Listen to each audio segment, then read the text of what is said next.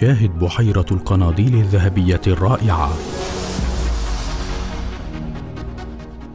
تقع بحيرة القناديل الذهبية على جزيرة صخرية غير مأهولة بالسكان قبالة ساحل كورورو في بالاو، وهي واحدة من البحيرات المالحة التي تقع في أرخبيل جنوب المحيط الهادي، التي كانت متصلة بالمحيط في السابق ولكنها الآن انفصلت عنه. ويبلغ عدد تلك البحيرات 70 بحيرة، وتعد بحيرة القناديل الذهبية هي أكثرها تميزاً.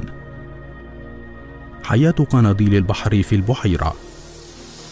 أصبحت البحيرات المعزولة المكان المثالي لانتشار قناديل البحر، الذي توقع البعض أنه كان عالقاً في البحيرة قبل 12,000 سنة بعد ارتفاع مستويات البحر بعد العصر الجليدي.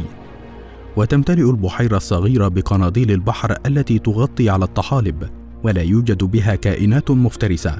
على الرغم من أن قناديل البحر لديها القدرة على اللسع، فهي أصغر من أن يشعر بها البشر. خلال النهار تهاجر قناديل البحر من الجانب الغربي إلى الجانب الشرقي من البحيرة لتتبع مسار الشمس الذي يغذي الطحالب التي تعيش عليها.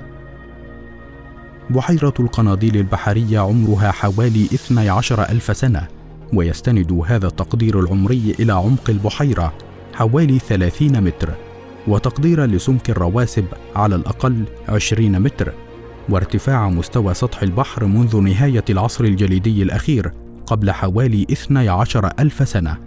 ارتفع مستوى سطح البحر لدرجة أن مياه البحر بدأت في ملء حوض بحيرة قناديل البحر. أنواع قناديل البحر في البحيرة. قناديل البحر الذهبية.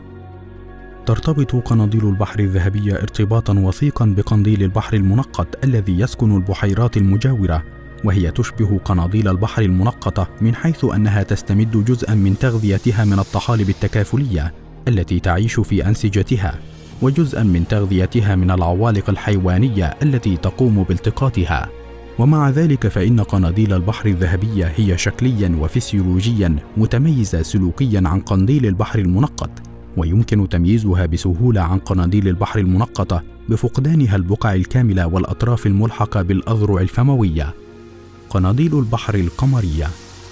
تم إجراء اختبارات جينية على عينات من قناديل البحر القمرية عند العثور عليها، وتم جمعها من مواقع مختلفة من جميع أنحاء العالم. نتائج هذا الاختبار كشفت وجود 6 أنواع خفية من قناديل البحر القمرية علاوة على ال3 أنواع المعروفة منها، وقد وجدت 3 من الأنواع الخفية في بحيرات بالو. اعتبارات السلامة. على الرغم من أن كلا النوعين من قناديل البحر الذين يعيشون في البحيرة لديهم خلايا لاسعة، إلا أنهم ليسوا عموما أقوياء بما يكفي لإحداث الضرر للإنسان. وقد أفادت التقارير أنه من الممكن ملاحظة اللسعات في المناطق الحساسة مثل المنطقة المحيطة بالفم. وقد أوصى الدليل السياحي فيش إنفينيس بأن الأشخاص الذين يعانون من حساسية من قناديل البحر يجب أن يقوموا بارتداء ملابس واقية. يمثل كبريتيت الهيدروجين الموجود في الطبقة الثانية من البحيرة خطراً على الغواصين الذين يدخلون هذه الطبقة، حيث يمكن امتصاص الغاز من خلال الجلد. وفي عام 1977 تم تعيين الحد الأقصى الآمن لمستوى كبريتيك الهيدروجين عند 10 أجزاء في المليون، وتتجاوز التركيزات ذلك المقدار ب8 أضعاف في قاع البحيرة.